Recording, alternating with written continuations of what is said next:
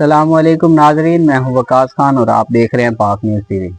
NDMA के मुताबिक खबर शामिल करते हैं। नेशनल डिजास्टर मैनेजमेंट अथॉरिटी के हुकाम ने हालिया बारिश और सैलाब से होने वाली तबाही पर ब्रीफिंग दी और मजीद मानसून बारिशों से सैलाब के खतरात से खबरदार कर दिया।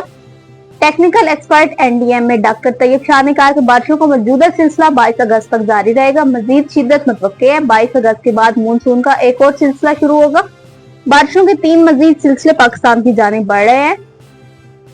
उनका कहना है खलीज बंगाल की जानिब से एक नया बारिशों का सिलसिला पाकिस्तान की जानिब बढ़ रहा है। अफगानिस्तान के नंगरहार और कंधार रीजन से एक सिलसिला पाकिस्तान की जानिब बढ़ रहा है।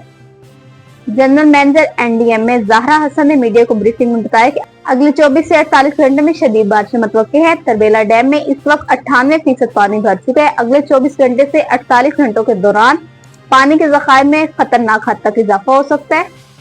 उन्होंने कहा कि कटारियां और गवाल मंडी में 15 फुट तक पानी की सतह बुलंद हो चुकी है।